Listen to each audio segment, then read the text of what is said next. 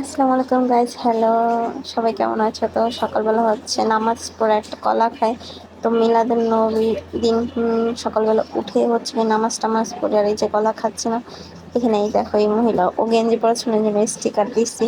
ও খেলতেছিল, তারপর হচ্ছে গিয়ে ভাত বসে, এখানে থাল বাসন ছিল, তারপর ওর জন্য দুধ বসায়।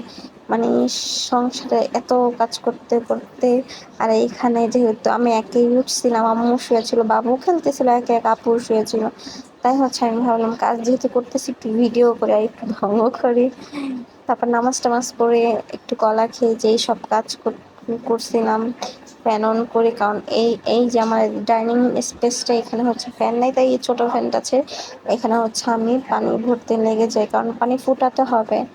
ঢাকা শহরে পানি ফুটানো ছাড়া আর কোনো উপায় নাই। ফিল্টার আছে বাট ওটা একটু সমস্যা আছে, এই জন্য হচ্ছে পানি ফুটায় এভাবে বোতলে রাখি। এই যে এখানে আবার আমি ঢং করতেছি, ঠিক আছে। এখন মাত্র 9টা বাজার। এইগুলো আজকে সকালবেলা উঠে করছি প্রায় 4টা থেকে। এই সব কাজ টাজ করে এখন একটু গোসল টোসল করে ঘুমাইতে যাব। তো এখানে আমার একটা বোতল অলরেডি ভরা শেষ, এখন এটা ভরবো। এটা ভরার পর আর একটা কাজ করব, সেটাই আর কি বলতেছিলাম। তো আমার ভিডিওগুলো কেমন লাগে সবাই অবশ্যই জানাবেন। আর পানির বোতল ভরা শেষে এখানে হচ্ছে ফ্রিজ থেকে গরুর মাংসের তরকারি নামাই, এটা আগে রান্না করে রেখে দিয়েছিলাম ডিপ ফ্রিজ করে। আর কলা আম্মু কালকে আনছিল। এখানে যে পানির বোতলগুলো ভরছিল হচ্ছে একটা ডিপে রাখবো ঠান্ডা হওয়ার জন্য, আর এটা হচ্ছে আমার আইস কিউব। আর এখানে যে মাংসটা বের হয়ে আছে, ঠিক করার চেষ্টা করলাম বাট হইলো না। যাই হোক, এই যে এখানে হচ্ছে মক্কা শরীফের পানি ছিল, এটা হচ্ছে একটা ভালো জায়গায় রাখলাম। তারপর ফ্রিজ অফ করে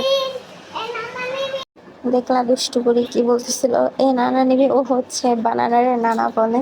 তো যাই হোক, এখানে হচ্ছে যে আমি পানি ভরছিলাম, বোতলগুলো শেষ, আর একটু পানি ছিল, এগুলো হচ্ছে ছোট পাতিলে আমি হচ্ছে রেখে বড় পাতিলাটা সুন্দর মতন ওয়াশ করে তারপর হচ্ছে এই বড় পাতিলায় পানি ফুটাবো।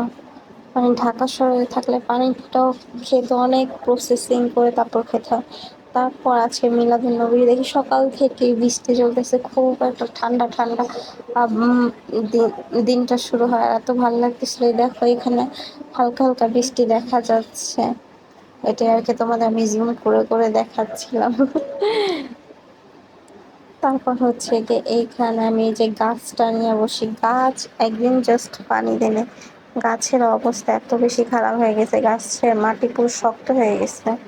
মানে আমি বুঝলাম না, গাছগুলো কেনার পর থেকে গাছগুলো ঠিকভাবে হইতেছে না, কিছু মরে যাচ্ছে, কিছু পাতা হচ্ছে। আর মাটিগুলো আমার কাছে কেন জানি বালি বালি মনে হলো। এখন ভাবতেছি মাটি কিনে আনবো, কারণ গাছের সাথে যেই মাটি দিচ্ছে এগুলো আমার একদমই ভালো মনে হইতেছে না।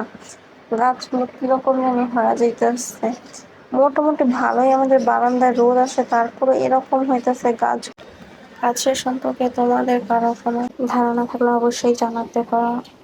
এই গাছগুলো হচ্ছে টব মাটি সহ কিনা হয়েছে, তো আমার মনে হচ্ছে এগুলো অনেকটা বালি দিয়ে ভরপুর, এই জন্য হচ্ছে এরকম আর কি মরে মরে যাচ্ছে।